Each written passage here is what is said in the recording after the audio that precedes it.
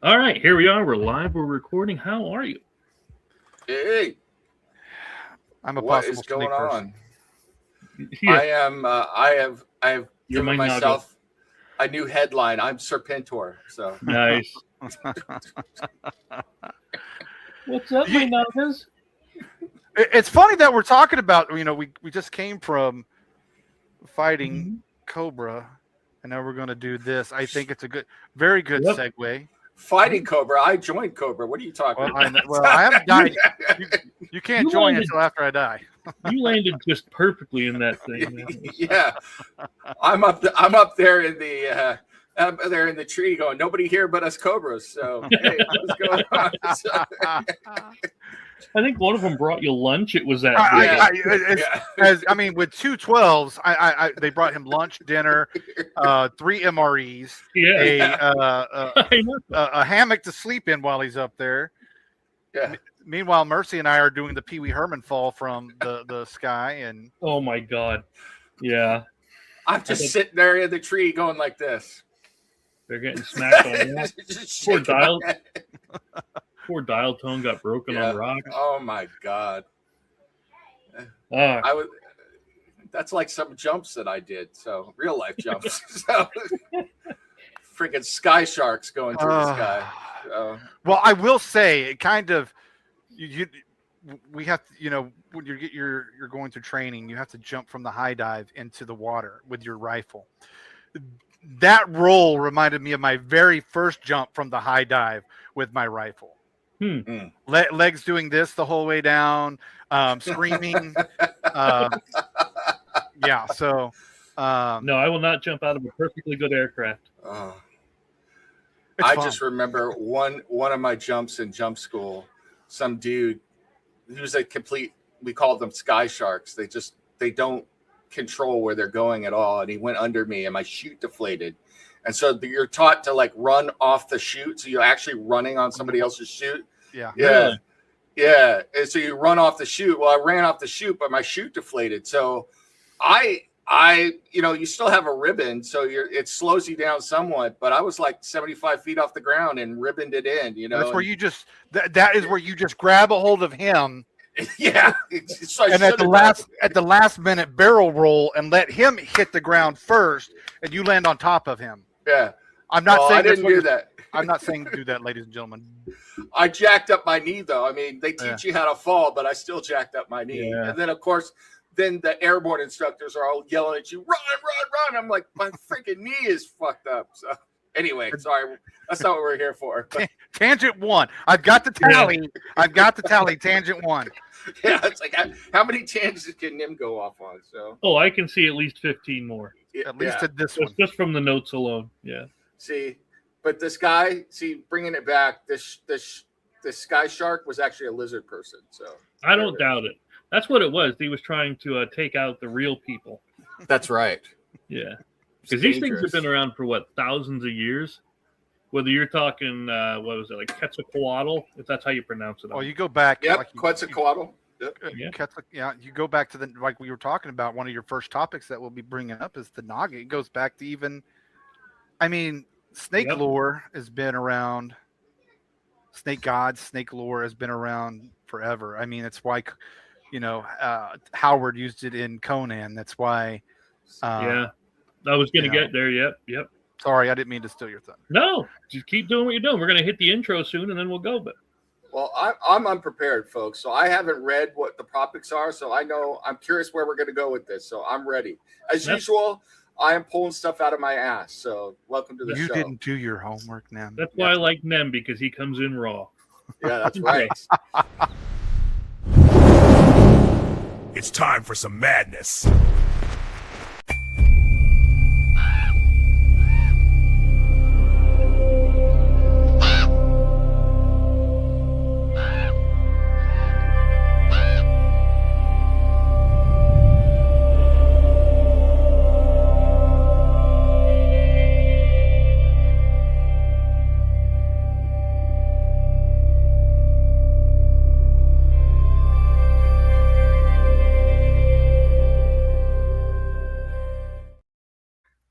see that I didn't update the intro yet because Dash didn't shoot me any money. So I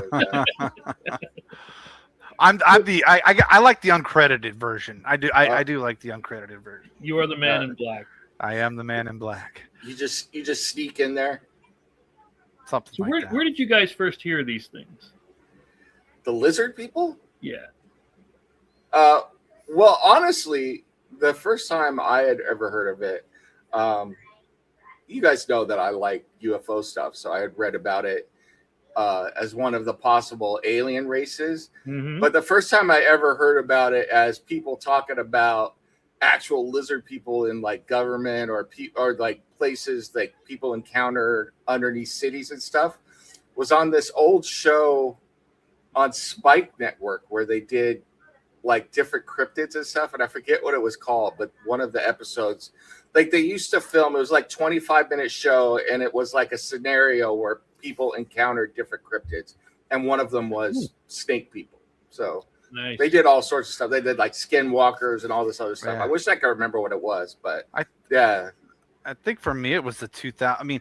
And now it makes the movie or the miniseries. It makes more sense. But I think it was the 2000s when you right around I remember George Bush always being accused of it. Yeah. George Bush and his cabinet being the lizard people or the reptile people. So that would probably have been my very first, because I lived in Podunk, Oklahoma. We don't the biggest news we get is who's going to beat OU or who's OU going to beat in football. It's about the biggest news we got. So when I finally got in the military and I finally just learned that there's more things than Oklahoma, you start getting your crew or your people you hang out with that have the different aspects. So I would say it was about the 2000s, the late 90s, 2000s when I really, because you had Bush running in the late 2000s or late 90s into the 2000s, obviously. And I think they were feathering it in from way back, like with the slee stacks. Yeah, hey. Yep. And well, it's funny you said V because I've forgotten about that until you just said that. So I was gonna say that's how I first started with slee stacks. Then we went into V. Yep. With Robert Englund was in that, which was pretty awesome. Yeah. Well, you have again. We've talked about you talked about cryptids earlier, but we've talked about like the wolfmen and the dogmen. There's lizard, I believe lizardmen in Tennessee or Arkansas. There's a lot of tales and myths about those. So, but yeah, that's when I learned. And showing you how much of a nerd I am, though. I know that. Well, first of all, I know that in the mid 2000s is when it really got on my radar because I started on like different conspiracy theory channels and stuff. I started hearing about lizard people and Illuminati side by side. With like Beyonce was like in all that and all these different signs and everything. But when I first heard them talk about lizard people, my first thought was, "What's going on with D&D again?" So I was like, that was my first thought. That's how nerdy I am. I was like, what? So, yeah. Well, I mean, wouldn't it lend? Oh, I'm sorry. Go ahead. No, you. Wouldn't it lend credence to some of the stuff that we talked about as far as UFO landings? I mean, wouldn't it lend credence to some of that? I mean, at least building the lore even more, if you know where I'm going with that. Mm-hmm. Well, so I mean, supposedly they're one of the races that visit our planet. So, and they always do say that they are obligated to tell you without actually telling, like hiding in plain sight. Right. So this way, hey, it's not my fault you didn't pay attention to it. We showed it to you. So things like, again, when I read the old Conan comics or Land of the Lost or how many other dozens of shows, it could be case of hiding in plain sight. Now, not all of them were seen as bad, and you guys were talking about the Nagas before. Mm-hmm. What are those? The Nagas, from what I mean, I have my. It depends on where you go. Obviously, Hindu, Indian culture. I mean, it can range from, it ranges from them having 4 or 5 arms, 6 arms to 2 arms. because you get into. I mean, I'm gonna go with my D&D nerdisms here. You get the Lamias, you get the Gorgons, you get all these things that are an offshoot of Nagas, but they're you know, what I have is I'm gonna freeze up here because I'm going to my notes. Sorry, but you know, the Nagas were, like I said, the headhunters, or depending on who you're talking, they're warrior cultures. Like I said, from the Hindu and Indian tribes. They were seen as protectors, not right, bad guys. Right, not bad guys. But if you killed them, you got a potion of healing. That was especially in like Indonesia, they're associated with specific holy sites and stuff. I mean, you go anywhere in I mean, even I've been to Thailand, I've been to Vietnam, I've been to areas like that where you still have snakes culture and snake worshiping, and I mean it's still one of the Indian traditions with snake worship, and I mean, we see it even. I don't know if it's stereotypical, but you turn on any Indiana Jones or any cartoon that's dealing with going over into India, and there you have the snake charmer. So yeah, because they were seen either as partial people, half snake, half people, that kind of thing. But you brought up something I did want to mention was the Gorgon, and that was like Medusa. Right. See, I don't think she was seen as more of a snake person, even though she had the whole snake thing going on, because it was a cursed, right? She was. Yeah, cursed. That was on the snake thing. Was a thing they just came up with for that movie Clash of the Titans. And in Greek culture, she was just a normal woman, but she had the snakes for hair. But she was cursed because she pissed off. She had Aphrodite. So. Yeah, she had sex in the temple. Right. And how dare she? Yeah, and she compared herself, or was compared to being as beautiful as Aphrodite. Yes. You know, so but, to hit on the actual snake body Medusa, it was a Clash of the Titans thing. Yeah. And some people will put the Nagas in the Hollow Earth stuff. I almost said Middle Earth. Same thing. Yeah, but we're not doing Hollow Earth today. That'll be another time. Well, that's where your kaijus are, right? The Hollow Earth is your kaijus and your things like that. So I mean, it would make sense that would be where the Nagas are, because they were larger than life. Could have been, could have been, depending on the stories. I have heard some people hypothesize too about the snake people that.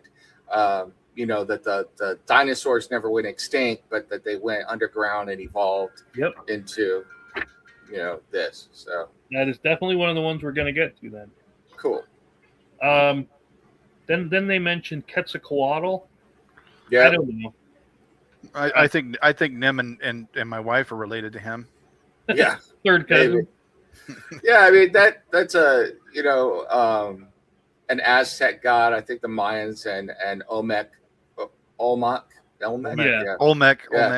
Yeah, they worshipped it as well. It was a feathered snake, which is a little bit different. That's what I was thinking. I wasn't sure on that one. Yeah, it was a feathered snake. It had a lot to do with celestial. So there's almost like, if you wanted to tie it to other stuff, you could almost kind of tie it to like the old ones type thing. It's that same kind of myth. But Quetzalcoatl was generally looked at as a good, deity, but as good as Aztec deities could be, because they could also all of a sudden turn around and demand sacrifice and everything. The whole heart ripping. I mean, let me ask you this question: do all cultures see their deities as good though? Wouldn't they see, even though we might see them a different culture as being bad, wouldn't all cultures see their deities as being the almighty and I mean, and good? I know they have bad deity. I know they have, we can talk Loki and we can go into to Ares and all of that stuff. But overall, don't they see that their deities are good because that's the way they follow it? I think that a lot of like the polytheistic religions even the, especially the ones that exist today, they've kind of smoothed over some of the rough edges of some of their deities, but all of them, to a certain extent or another, have a duality to them. There are some that are almost exclusively good, like from what I know of Hindu, like Shiva and stuff like that. But even with Shiva, there's the destroyer part of Shiva, or Kali, who is considered to be, can do a lot of good things, but is also the god of death and stuff like that. So, and then in like Sumerian, you had Tiamat, speaking of lizard people, so, and then you brought up Norse stuff. You look at the Greek culture. Yes, there was a cult of Hades, but generally considered, if you were like a devout follower of Hades, it wasn't a good thing, so it was like, it was kind of like they paid lip service to Hades because they had to, but, because they were like, trying to keep him where he was at, but he wasn't really a real popular god. But, so there's always that duality. Same thing, like at Aztec, like the sun god, I forget what his name was, but, on the one hand, he brought fertility and all this other stuff. And on the other hand, he demanded human sacrifice at different stuff. So, it was like, there were all of these dualities. And to be fair, I'm not calling my religion or our religion mythology, but, in the Old Testament, you had, a good side and a vengeful side of God. It wasn't until the New Testament that God kind of like rebranded himself, so, there's a lot of stuff going on. And I think there's reason for that. And I'm going to stop and not go off on my tangent, but yeah, there was always that stuff going on. So. Well, they had the ones in China. I mean, China's big on the dragons. Were they claimed to have dragon kings? Were they actually the serpent kind of people, or were they? Because dragons can't. I mean, snakes and things can't fly now. Does that mean they always couldn't? Yeah. Well, even like monkey gods. The monkey god in Japan and China. The I forget what he's called, but he was helpful, but he was also a trickster. So he could like, screw you over and stuff. So there was always that duality to everything. But yeah, so with like, but yeah, like the Japanese and Chinese dragons are completely different than Western dragons. They really are serpents. So, but I think it all ties. I think it all ties in.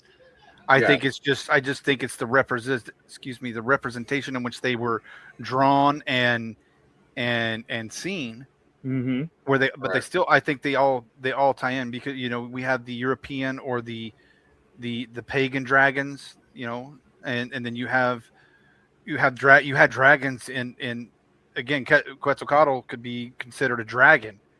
Oh, absolutely. Could be. And then you have your Chinese or Japanese. I think it all ties in. I think it's just a representation. Even Native Americans have snake gods and snake deities and dragon. I mean, we could talk semantics on dragons all day long on what it is, but all of them have had snake deities, I think, or dragon or reptile deities. Yeah, I mean, and a lot of times, let's be honest, it's reflective of what was around you. So, like, for the tribe that I'm from, most of the deities had to do with like coyotes, or there was like the deer was a big one, but snakes are part of it and everything. So, so there's that part, like it's reflecting your nature, and then there's the greater spiritual part, which is kind of what we're talking about, is like how much is spiritual, how much is lore, how much is based on what people were seeing or what we're not seeing, So. Yeah. Isn't it? Y'all can slap me if I'm wrong. But everything starts with a kernel of truth. Yeah. It could. Well, yeah. Hey, Dash, what did Five Fingers say to the face? Slap. Yeah, that's right. Because you had like UFOs, you had other you have pyramids in Egypt, pyramids all over the world. So there could have been some kind of a shared experience there. But what gets me about the lizard people thing or the reptilians thing is that even throughout all of the old ones, they're vastly different. You don't really find them the same. Right. But would you say, here's my question for all of you, and I think what you were talking about with kernel of truth and everything is resonates with me. But the thing that I've always gotten, especially with the lizard people and all of this stuff, is that nowadays when an idea goes on the internet or something, it's around the world in hours, and everybody knows about it. But I remember when I was younger and reading about a lot of this stuff, and they're talking about these societies that were separated by thousands of miles and oceans and mountain ranges, and sometimes even centuries, having the same beliefs or the same architecture and everything. And they're like, oh, it's because it was shared.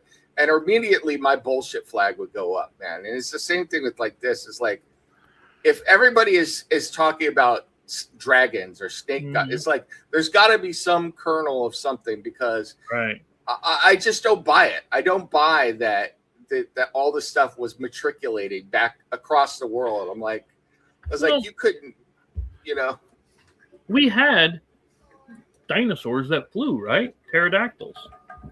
And everything they know about dinosaurs is based off of like pieces of bone. Right. Not really the full. So you don't know if one of the ones that they've described actually had wings or not. So these. Well, plus, they think that some of the ground-based dinosaurs had feathers and stuff. So yeah. So it could have been something similar to that going on, where there were still some remnants of these dinosaurs flying around. They're finding fossils, and or like you said, there's still evidence or still remnants of dinosaurs left over. I just can't foresee them all have died. I mean, I guess that's another show. But here's tangent number 2. If the people in the Congo are to be believed, there's still dinosaurs in parts of the Congo. So well, in Congo and in parts of Australia, there's been large reptile sightings. Yeah, that's definitely going to be another one that I want to do. I like that. I mean, it's so if you could pick one of these ancient civilizations to focus on and know for sure one of them was right and or wrong, which one would it be? I'll let Dash go first. Again, we're only talking the ancient ones now. We'll get into the future, the modern, and so on soon. I mean, probably it would have to be the man. That's a good question. I saw it on there, and sorry, sometimes I have those. No, it's. I mean, because they're all so similar. I mean, you got the Norse with Jotunheim. Yep. I can't even say his name, Yggdrasil, or however you say the snake. Jormungandr. Yeah. Yeah. I mean, the world serpent, the Midgard serpent. Man, I'd probably have to go with. I think there's more lore would probably be the Chinese and the Asian culture, because again, you go and I think that floats down into Hindu and into the Sumerian and all those. I think all those cultures are basically similar in belief. So it probably, I would probably go with, because there's so much on Tiamat, there's so much on the Chinese dragons, there's so much on the Nagas and things like that. So I'd probably focus on the Eastern culture. Then if I had to put it into one, I would stick with that Eastern culture, the Far Eastern culture. Okay. Well, I was going to say China or Southeast Asia, but since Dash took that one, I'm going to go something a little different. They are an ancient culture, but they're still around, and their culture has all been as an oral tradition, and a lot of their stories talk about some of the stuff. I'm going to say the Aboriginal culture in Australia. It's a good culture. I mean, that's a good one to study. Yeah, because of a lot of the stuff they've talked about, and they've passed down from person to person in the oral tradition. The cave paintings that still exist, all of that stuff. It's interesting, and because they were so self-contained, that was the good and the bad there. So it'd be interesting if you could go back and just get an idea where those stories got their start, because I'm not sure who was going to Australia, but it was difficult to get there from Southeast Asia. But there are similarities, so it's like there was some cross-pollination with some of the Polynesian islands. But yeah, I don't know. It'd be interesting. Well, if we go off the Oceania being the continent instead of Australia being the continent, you have the Philippines, you have the Southeast Asian still, and the Polynesian moving into there, where I could see it. I mean, you have the chain of islands just in Oceania alone, right? That would be easier for them to spread than it is coming from China all the way to Mexico, and or from Africa with like we talked about with the pyramids, to the pyramids in the Mexican heritage. Right. That's the one that always gets me, because we know how difficult it was for the Europeans in the was it 15th century to get across the Atlantic and Pacific Oceans. It's like, I'm not saying it's impossible, but damn. So that's I liken it back to what you said. You and I and Chris here can have this show, and in an hour, somebody's going to know about it. Yeah. Whereas the Egyptians built the pyramids, and at the same time, in the same time frame, you have the Mayans and the Aztecs and the Incans all building the same type of technology or structures. And it's not like Ted left, you know what, Pharaoh, I'm going over to Mexico right now. And we're going to talk about this so they can build something yes, it's too far-fetched for that to have happened, and I mean, not far-fetched, but implausible. Yes. Thank you. You knew where I was going there. Yeah, and they even say things like there's ocean-based ones, underwater-based ones. One we didn't mention, and I don't know if you would consider it that or not, but like the story in the Garden of Eden. Oh, okay. Was that a serpenty kind of person, or would you consider that as more? Well, yeah, you have Satan. Satan has been called the dragon. Right. Satan has been called the serpent. So even in our Christian, even in our Christian beliefs, we have a dragon and a snake. I think a lot depends on how you interpret. Men's dragon is snake, yay! Yeah. Well, that's what she said. I think a lot depends on how you interpret Genesis. I mean, there's different ways. There's people who take it very literally. There's people who take it as allegory. There's people who take it as a creation. I'm not going to say myth, but a creation story that summarizes thousands of years of or even millions of years of stuff. I think it depends. I think all of those things have interesting ways of looking at the snake, though. I say that. Look how, if you go on almost every depiction of Eve in the garden and being tempted by every depiction of everything that or at least that I have seen, I've never seen it as Eve being tempted by a man. I've always seen the snake. Oh yeah, absolutely. So but yes, there's, I mean, for all we know, it could have been, Satan himself, Lucifer himself, and embodied in another meat suit, if you will. Right. I mean, it's been a while since I've read Genesis, but it's like, do they just refer to him as the serpent, or do they actually? I don't think they actually call him Satan. They never know. It's the serpent. It is right. The serpent. Which is why, bringing it back to this discussion we're having, this is a theoretical, I'm putting it out there, but it's like, what if the serpent was the race of lizard people who tempted, one of that race, and how, as it was passed down or whatever, if you're not going to say that the whole of the book of Genesis was divinely inspired. And I know I'm going out on a limb here, but it's like, as the story was codified and told and put into the Torah and into the Old Testament, a lizard person was turned into a serpent because, for all intents and purposes, it was a serpent that tried to turn Eve to something else, So, there's ways of looking at that. And I know that there are people that want to burn me at the stake right now if they heard about this, but, the word Satan just means adversary. Right. And that's why he wasn't called that in the beginning there. And from what I always understand was Lucifer was a separate thing from Satan. Right. But again, I could be wrong. I've heard both. That happened once, but I was mistaken.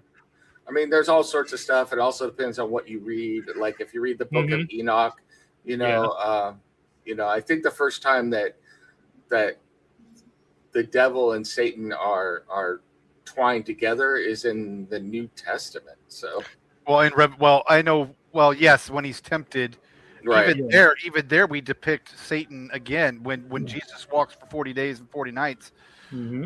He's tempted by the serpent again. Yep. Right. So, if we go into if Armageddon happens, Michael will take on the dragon. Yep. So the beast from the ocean comes. There's a lot of lizard snake style imagery. Yes.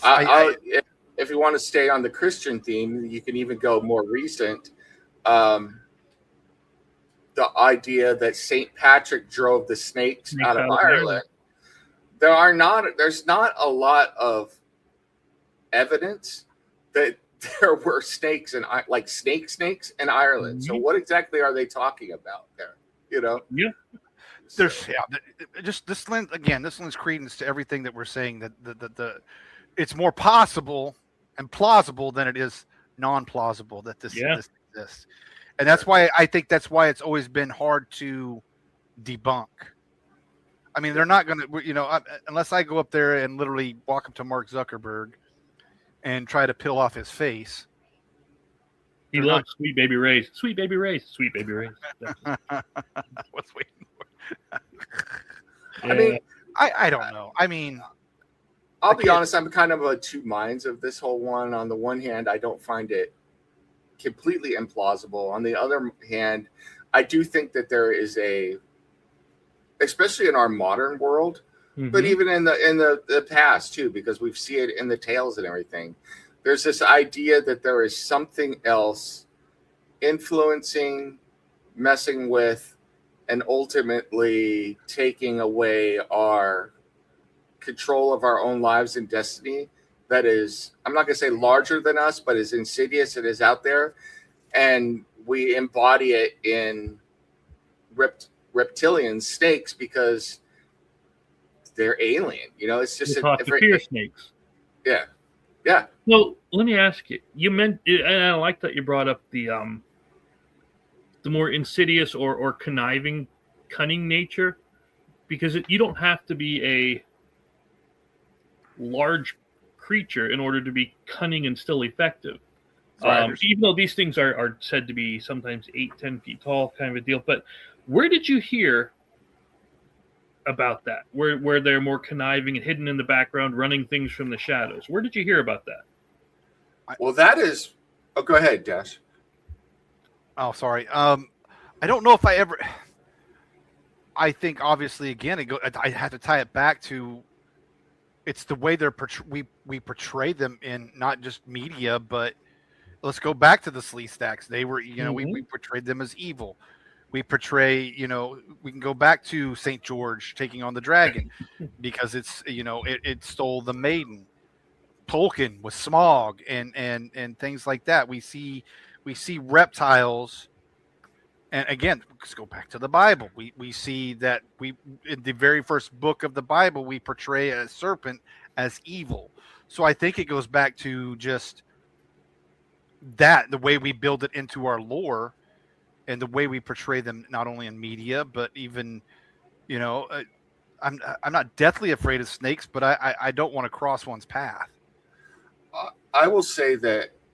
Hope that answered it. In my opinion, like in the past, yes, they were there all the time. Sometimes they could be, they try and tempt or something like in the Bible and stuff like that. But a lot of times they were seen as an adversary to be battled and defeated.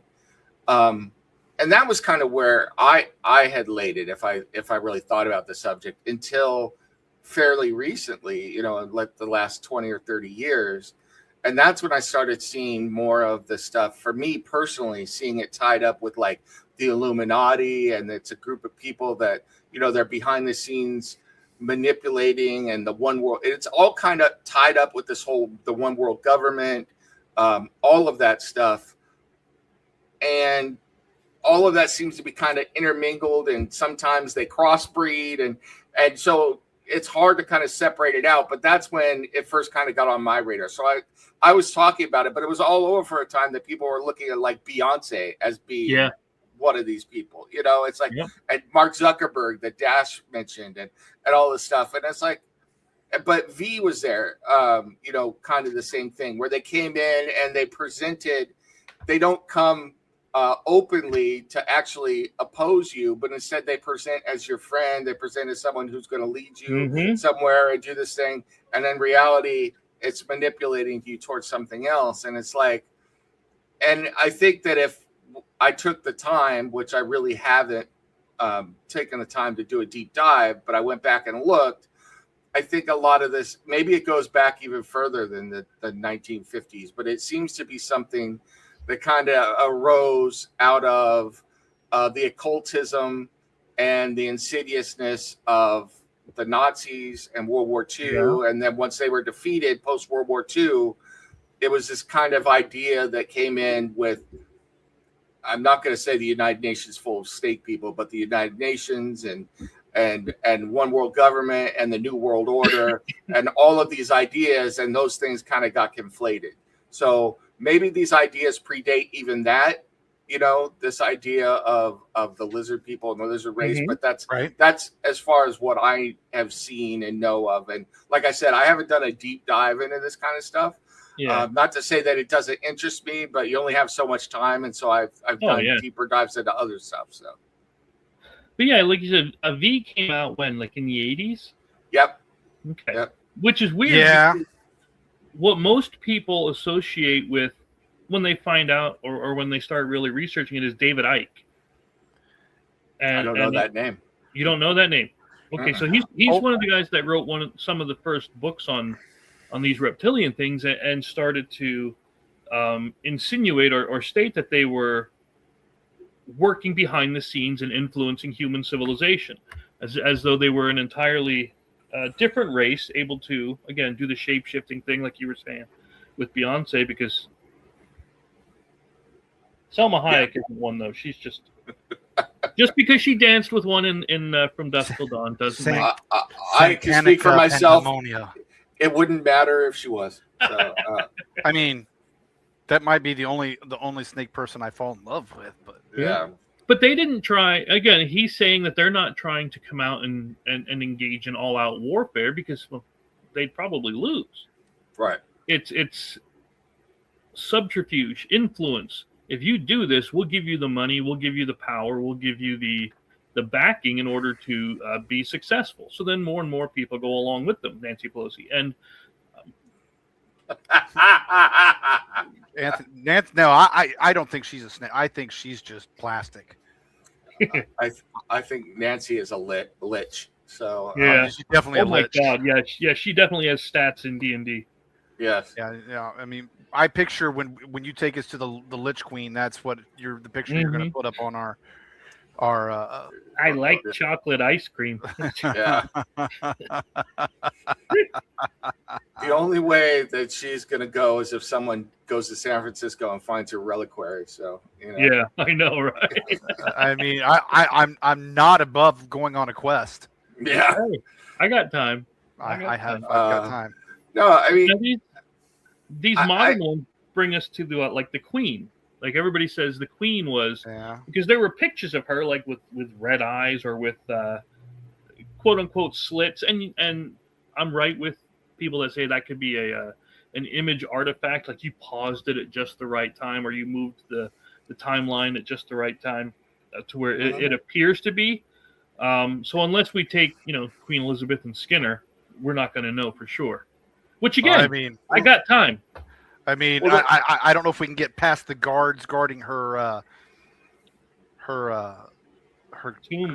tomb, but I mean, it would be a hell of a quest. Mm-hmm. Well, the thing for me is, and I hate to keep going back to this one, but it's the one that that I dive, besides demons and ghosts and stuff, the one that I dive into the most is UFOs. Yep. And one of the ones that, it seems to just make the most sense and tie it up is the extraterrestrial theory with the lizard, the Saurian race. And then, I mean, you've even got reports in Sedona of the base, and that it's full of Dulce. Dulce, New Mexico. That's right. So, and the underground, and it kind of all ties together, is that there's these underground structures, and and that we are in cahoots with them and our government. It's like, I don't know, man. It's just, can you prove any of it? No. But when you start going back and going through everything, and you look at it, you're like, can I say it's not plausible? I can't say that. Or probable? I can't say that either. Right. So. But again, that comes back to the power thing. They said that they were allowed to have this base, or to build this base under Dulce, in order to have people were then allowed to experiment on the aliens and the different species of those that there are. But then there's the other level where it says, okay, yes, you can do that to the aliens, but now we're allowed to do this to you, which is why you have so many missing people. And the thing is that, this is kind of a little bit of a tangent, but not so much, is that it used to be, this was people who were out there who, I'm not going to call them, they're not crazy, but they weren't given a lot of mainstream cred. They were kind of sidelined. A lot of them were willing to jump in and believe anything, and sometimes I'm like, okay. And like one of them is a guy, I like to read his stuff, Bill Byrne, but he's a UFO guy who would talk about this stuff. But now you've got members of Congress and intelligence people coming just right out in like mainstream news, like Fox News is as mainstream as it gets, coming right out and saying, we have been visited and there are 5 alien races, and one of them is a reptilian race living on this planet. I'm like, when that shit is just being reported, I mean, they wouldn't go out on a limb and report anything. It's like if water was wet and they couldn't have 5 sources that backed it up, they wouldn't say it.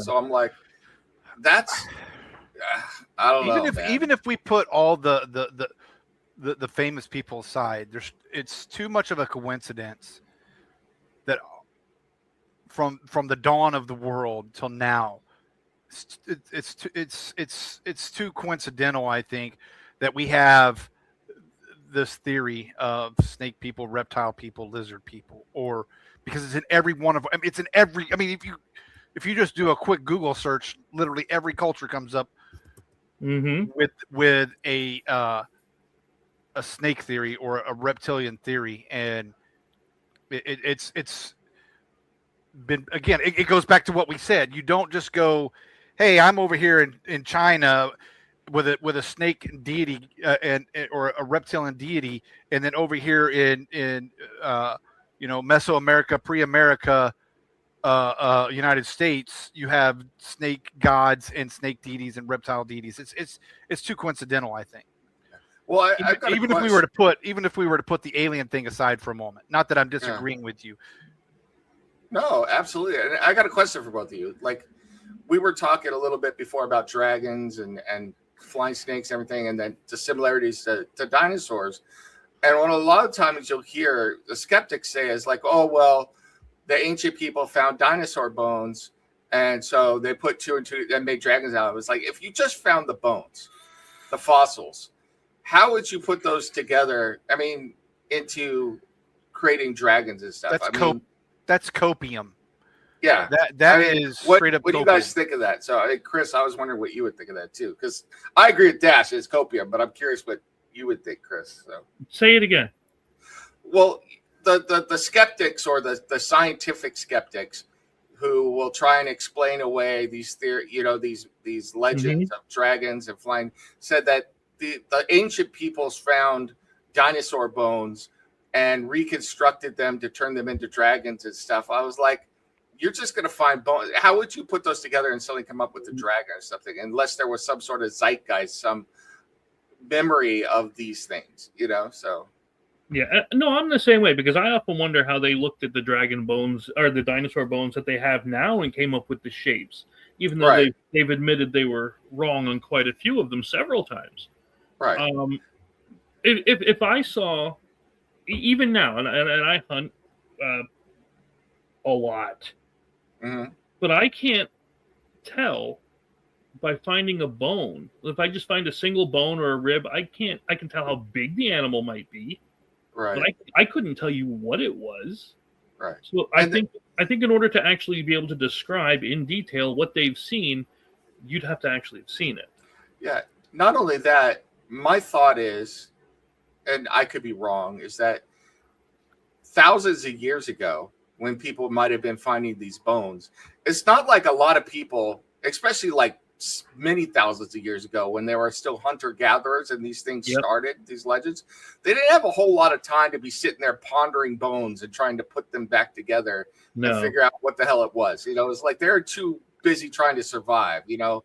Yeah. We can take it back to the Nephilim that we were talking about with giant people. Yeah. Just you find the earth shifts, the earth moves, the earth quakes and does all this shit. So you're not. Yes, you're probably going to find those rare instances where you have an entire fossilized dinosaur or fossilized creature together. Like the mammoth. You find a giant femur, you're not going to sit there and go, well, I think that was. You can't sit there and go, well, it didn't belong to a person. There's no way. It had to be a woolly mammoth. I'm just using example. I'm not saying that that's what they've done. I don't want people to come at me. But we took it back to the Nephilim because if we can find a cave full of hobbits, which we have, there was a cave full of fossils and bones with hobbit-sized people, I say, then it's not far-fetched that we have a giant of a person. And we already have instances that we have 7, 8 foot tall people in our so I think, again, it goes back to your bones thing. It's not like they'd studied it. It's not like Ugg and Borg went going, Ugga Bugga, this is a dinosaur. Yeah. Yeah, and it's like that was my comedy for the way. So I'm sorry. and it's like I just don't. It just doesn't pass the smell test for me. And it's like, yes, do people take the grain of truth and embellish it and it turns into something much larger than it is? Yeah, I mean, that's human nature, It's like you start telling a story and it gets larger and larger as it goes and it takes on new aspects. I understand that, but it's like Dash was saying before. It's like behind everything, there's some kernel of truth. Yeah. Mm-hmm. It has to. I mean, even a lie has a kernel of truth in it. Right. Because you have to build the lie around some of the truth. And so I'm not saying that we're lying about snake, or reptilian people. What I'm saying is we build even mythology and lore, and I mean, even our stories that we write in we have a kernel of truth in there somewhere because it had to have come from somewhere. Right.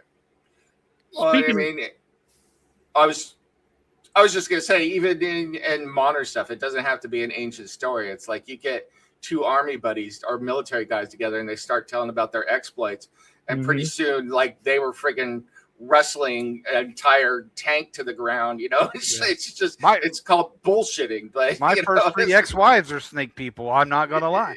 So, yeah. So speaking of modern and military, tell me what you think of that. Have you heard of this yet? Yeah, I can't see it. So Lorraine and I were talking about this the other day. And Robert Harward. Are you talking about? Is that the seam on the neck? Yes. Yeah. Okay. You can clearly I can see it now. Yeah. Yeah. So could it be something else?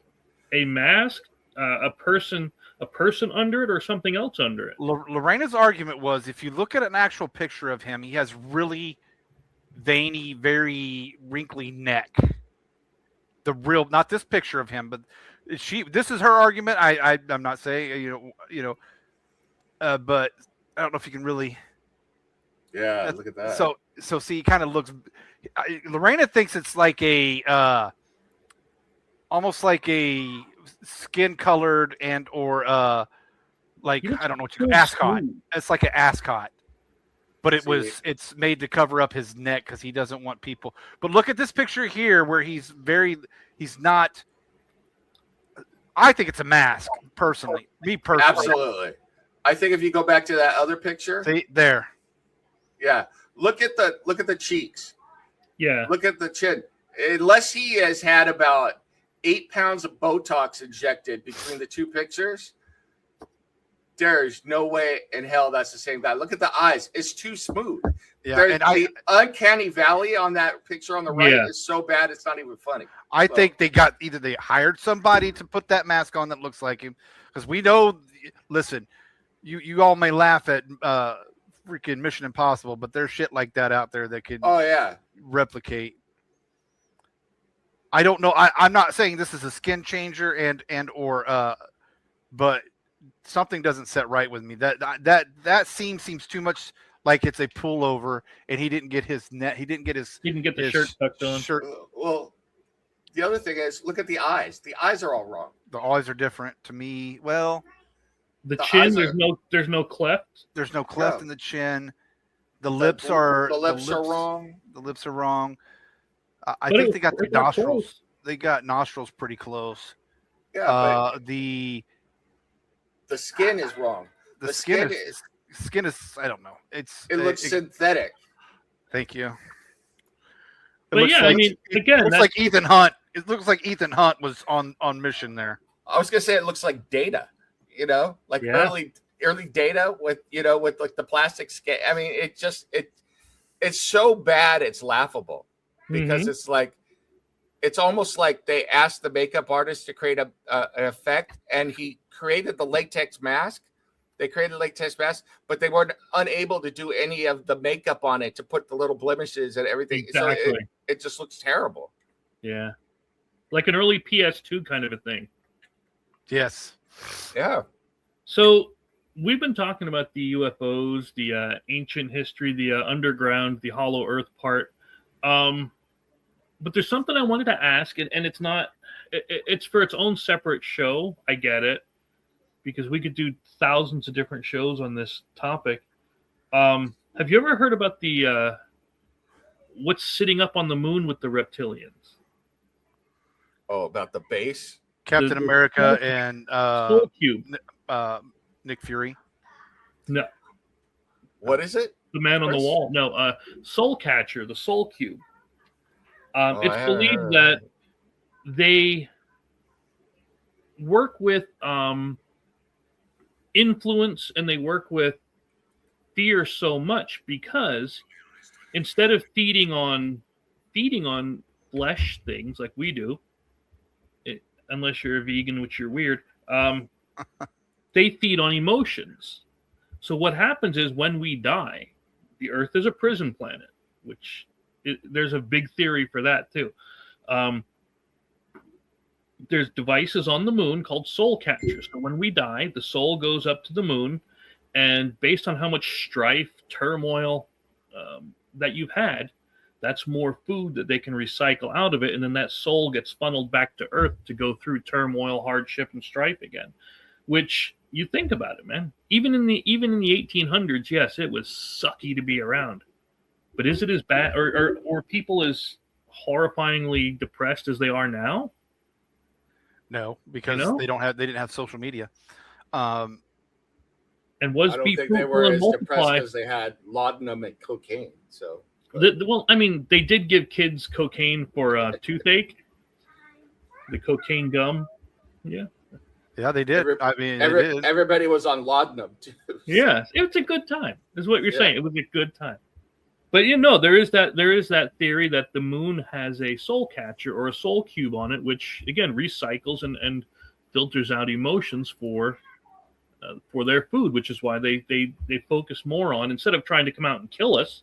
Well, if they killed us, just like with a vampire thing, they'd be killing their food supply. So that by that theory, we are just would lend credence to the reincarnation theory, and that we're just recycled souls for them. Which is why we have past memories, and again, we could do whole tons of different things on that. Our souls are just woe sponges. I'm a firm believer in reincarnation, but that's a whole nother. I don't want to get a chocolate thrown at me. Heretic. sinner. Mm-hmm. Burn him. Again, that's one. Yeah, just if you're taking notes, line that up on the next one of the future shows that we talk about, because yeah, that's a 5-day stream I could do. Yeah.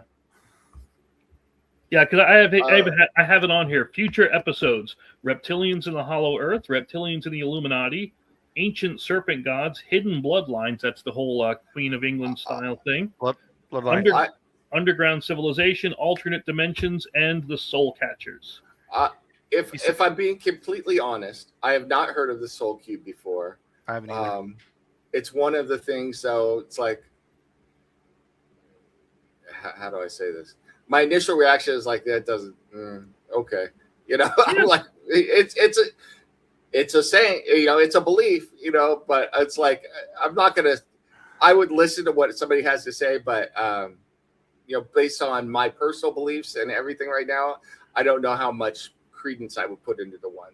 I'm not going to call anybody crazy, but it's like, it's interesting. It's really insidious. It's really dark. I'll say that. I mean, the idea that, I will say it's interesting you said that, because I don't know if you've seen this, but here's tangent number, whatever it is. There was a Harvard professor who's done some research, and he's a physicist and mathematician, and he said that consciousness, or what you might call a soul, exists all around us in its natural state of consciousness based on the math. And he's done all these proofs and everything, and I don't know what he's done from 6 Ways from Sunday. I don't know any of it, but his claim is that consciousness exists. Natural state is to be not tethered to something physical, is to be immaterial, to be spirit. Mm-hmm. And that when it's tethered to spirit, it's handicapped, but it then it is able to interact with the world. But then when you die, consciousness goes back to being energy and immaterial. And it's funny because it may be, when you're just talking about this, it made me think about that, you know. So when you're talking about the soul thing and everything. So I'll tell you this: that when I went to visit the Dalai Lama, he said on my deathbed, I'll receive total consciousness. So I got that going for me, which is nice. Nice. Was it something like Gunka Galunka?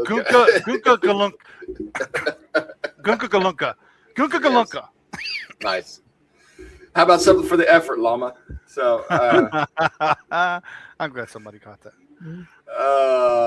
Yeah. So anyway, that's what this physicist says, and he says that his math proves it. You know, so. But it's, you know, just his theory and his math. But it's interesting when you put it in the context of this. And is this the Soul Cube on the moon? This is supposedly captured by the Chinese rover. Okay. And same here. But I mean, it when was this? Not long ago. Yeah, I was gonna say, it looks, a few years back. Yeah. But it's the idea of, I mean, we're taught Newton's laws of, you know, conservation of physics and everything, and energy can neither be created nor destroyed. Right. So if they believe that the soul is energy, well, it can go somewhere and come back, or what have you. That's the generalized theory behind this thing. Think of it like a Brita filter, where the dirty soul goes in, all of that yummy, evil hardships that you've been experiencing gets filtered out, and then you get sent back, which again is why they tried to explain past lives or instinctual memories, kind of thing. The problem I always have with this kind of stuff is that it starts butting up against the other like pillar of my belief system, which is my Catholicism. You know, so it's like, how do you put that aside? I don't think I can or would want to, but it's interesting. I think you can have your faith and still be open to possibilities that other things can and probably do happen. Oh, absolutely. Let me throw this at you. Yeah. Who did God give dominion over the earth to? Man. No. No, the animals. Satan. Yeah. He gave dominion over the earth to Satan. So that's could these manipulators in the background be just another part of this, what we considered or called demons, were reptilian people? Now that they have the dominion over the earth, they can rule it. They have control over whatever's here. Could they not have something like that? And it still falls within the biblical range because, well, it's still... Well, there's an interesting philosophical concept you've just come up with, where you've kind of meshed these two things together and saying that the only way for your soul to escape this planet and ascend and get beyond the soul catcher is for it to be pure enough, to be unpalatable to the people on the soul catcher. Otherwise, you're rinsed and repeated and sent back to the living hell, which is Earth. So it's it also falls in with karma.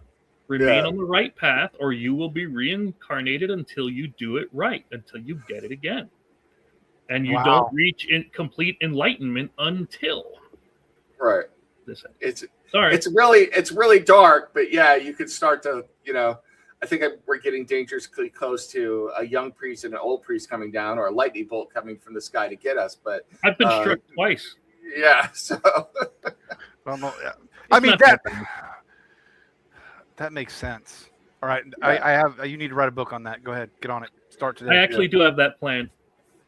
But yeah, I mean it's a dark way of looking at it, and it's but it makes it's insidious.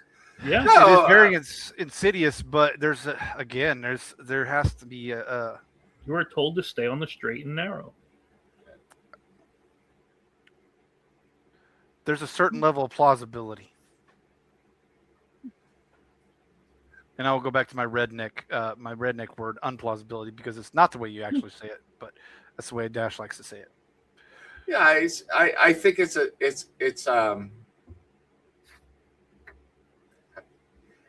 has a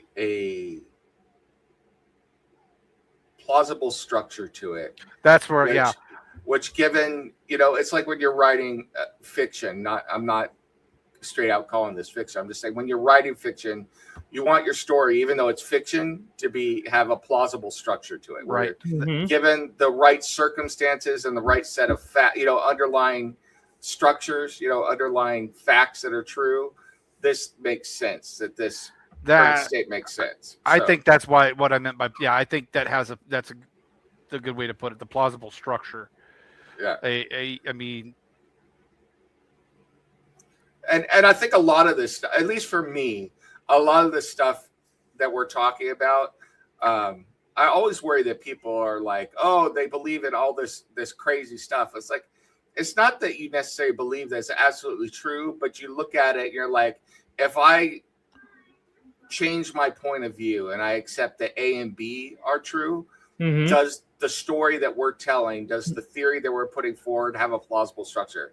It's why, and I say this a lot about these people, and I don't mean to crap on them, but it's like, if I look at the flat earth theory, I'll listen to those people, but it's like, there's no set of facts, there's no set of science, any data or anything else where I can construct a plausible theory of that being true, Can we do something? Yeah. And I don't mean this, you know me not to. I want to do one with you one day where I come at it as a full unbeliever. Can we do that? Sure. I think that would be fun, just hilariously fun. All right. Absolutely. But but he had to step away for a minute. Yeah. I think he actually went to get his mice, like in V. Yeah. But I mean, I think it's the same thing with faith too. I mean, there are certain things when it comes to, I mean, I don't know about you guys, but with my faith, there's certain things that I take on faith that I believe are true. Yeah, absolutely. I cannot prove them one way or wrong. And then everything else that's built on that has a plausible structure based on the things that I accept from a faith standpoint are, they're not theories, they're maxims, Yeah. So they're absolutely true. If you take those away, everything else I believe then crumbles like a house of cards, So well, Yeah, I mean that's why we call it faith. We take it Right, on right. our faith value, and I mean I think that's just human nature, anyways. But Absolutely. And that's the thing. It's faith is stronger because of the anticipation for it. Is the only way I can think to say it. Because I know if I go out and I try to start my car, it's going to start. I don't have to hope and pray and have and really want it to happen, because I know it's just going to. Yeah. Whereas if we knew, which things I know and I've seen, again, could be called BS by some, but I know what happened. I know that there's an afterlife. I know that there's something else there. Right. I have no doubt in it. So for me, that I don't know if I'd classify that as faith, because I know it's there.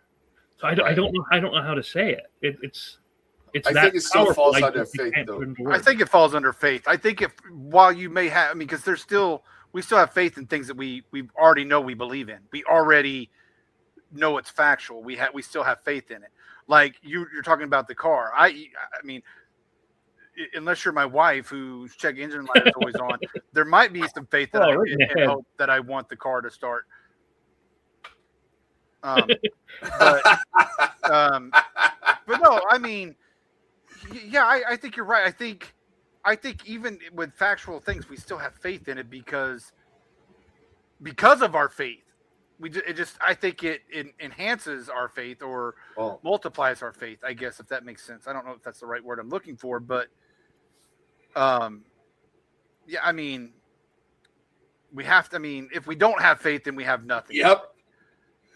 Yeah, thank you. Yes, I got, yeah. Before we came online, we were talking about like getting in trouble and people like rage clicking at you.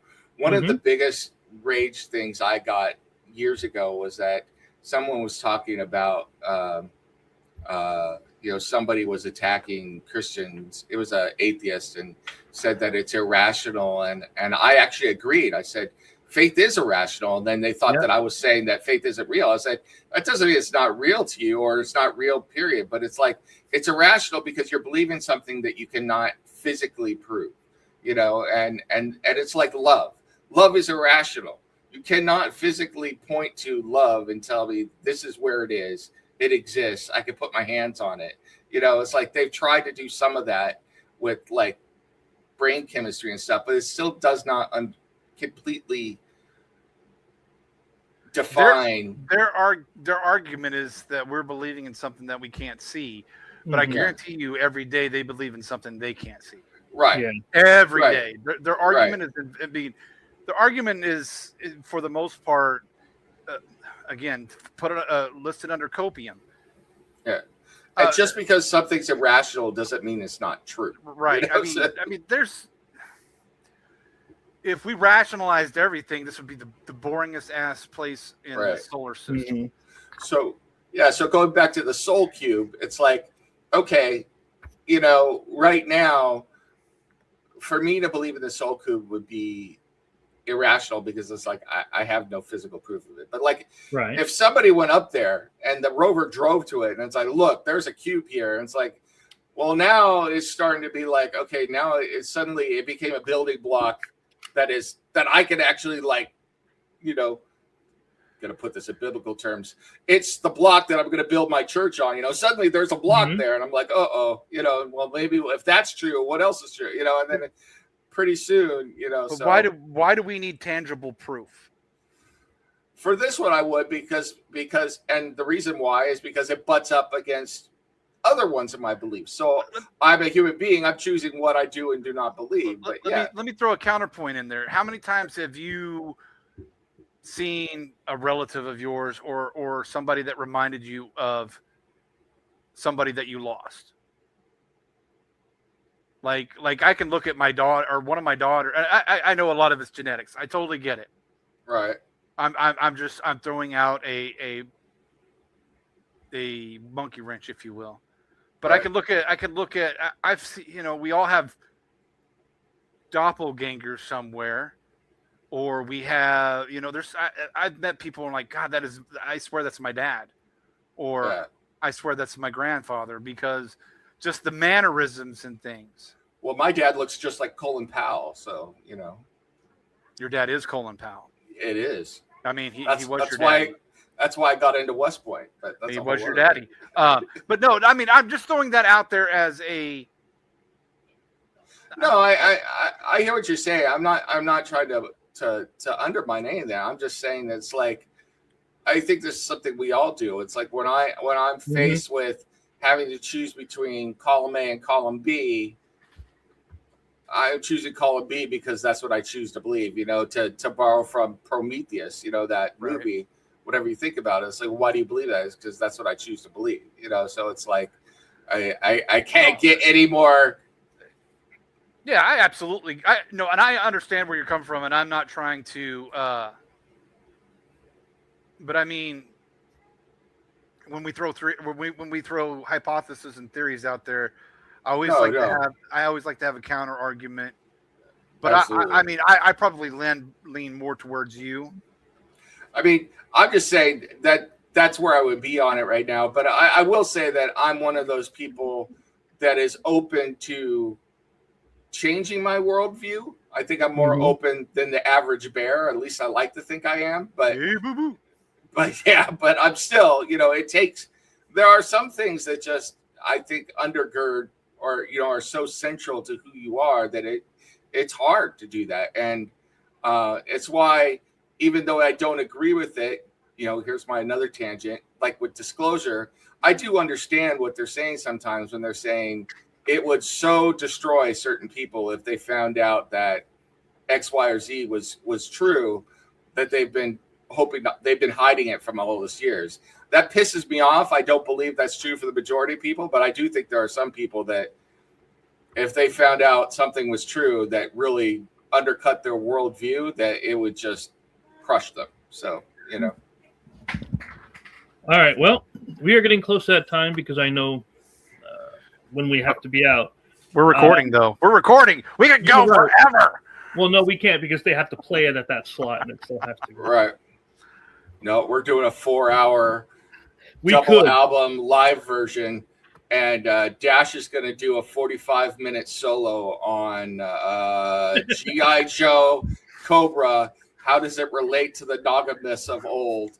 And he's ready to go. Well, they did. Now. I mean, if you want me to get technical, they kind of pulled that in to. If you read the new G.I. Joe from Skybound, Cobra Commander is one of the lizard people. Yes, that's what I'm saying. In the original 1987 G.I. Joe cartoon movie, they pulled in that.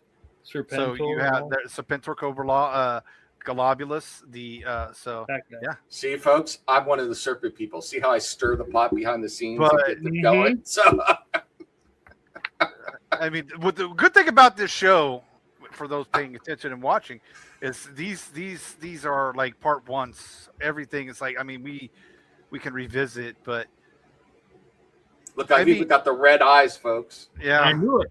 That's why you wear the glasses, because we can't see the splits. That's why my skin's red. It's high blood pressure. Never mind. So, if you were to pick interdimensional, hollow Earth, aliens, what are you going to say reptilians are? Or combination? Do I even need to say it? Well, I'll say it. I would say it's a combination of, because I think this is what it really is a combination of interdimension and aliens. So I would probably lean that way because, I mean, I asked that Bigfoot question and I got like 4 answers that said that even Bigfoot is interdimensional. Which is why the pictures are all so fuzzy. Right. I would probably lean more. I would probably say it started as alien, and the Hollow Earth was created because of that. Does that make sense? Yeah. I mean, so in other words, they burrowed to because they can't stand the sun or the cold. Right. Because again, as we know, snakes are cold-blooded, much like ex-wives, and They can't. That is a true and factual statement. That's why women are always that I can back up three times. That's why women are always cold. Yep. I'm not touching that. My 30th anniversary is in a week and a half, so I'm just gonna leave it. We love Mrs. Nem, though. Yes, we love Mrs. Nem. Mrs. Nem can also throw a good chunkless. So. She even made an appearance on one of the shows. Yep. Yesterday, right? Yep. She may come on NIM in the AM at some point. I may have the whole NIM female contingent come on. So, well, you definitely need a better co-host. Just kidding, Pops. Just kidding. Just kidding. There'll be 3 tacos on there. So get us all going. So if you were to say which person, okay, celebrity or politician kind of style, if you were to say which one of them do you think is mostly or most likely reptilian? George Clooney. Yeah? Really? George Clooney. How do you go from being in Killer Tomatoes to being one of the greatest actors or recognized supposedly as one of the greatest actors of our time?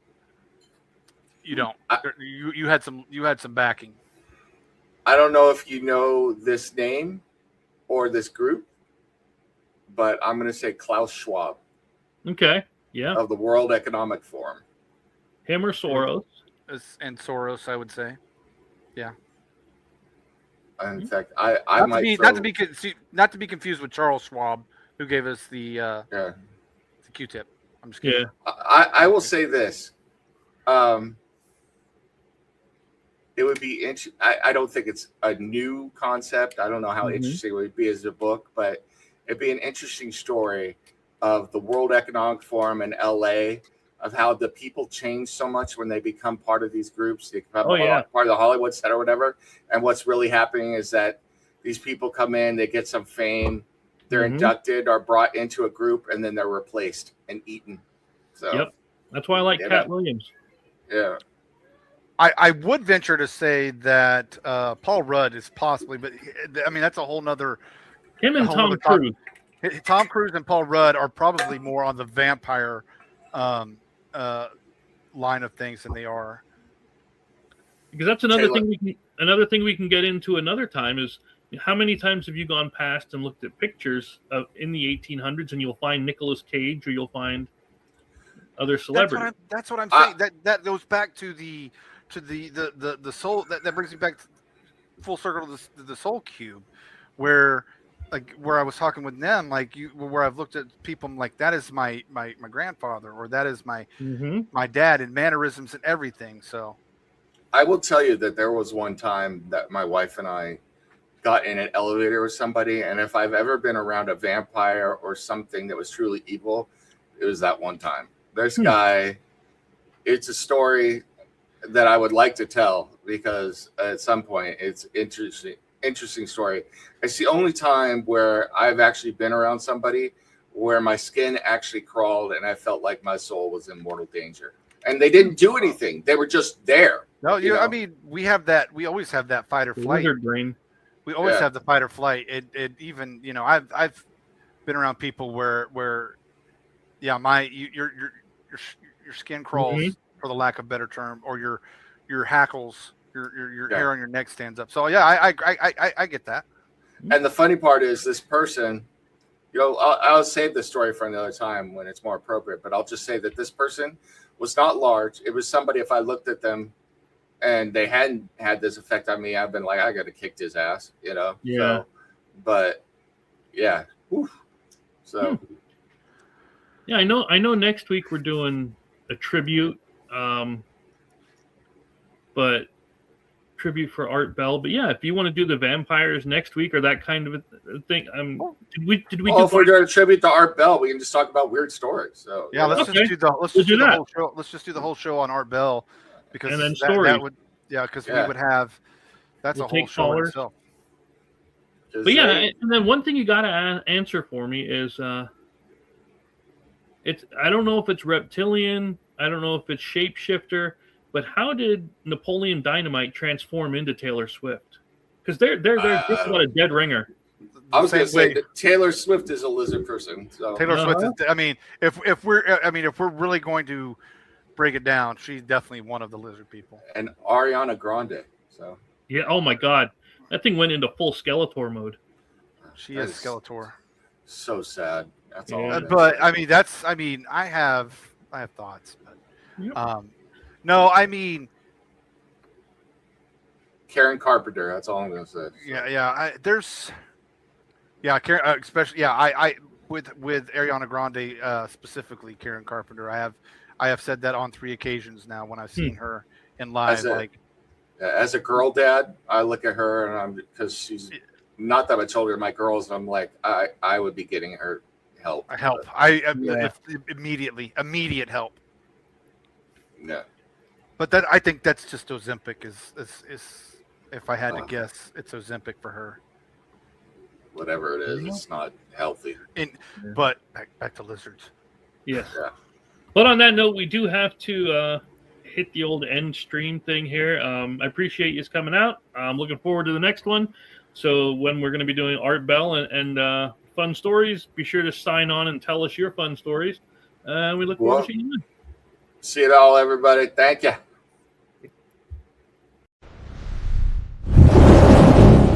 It's time for some madness.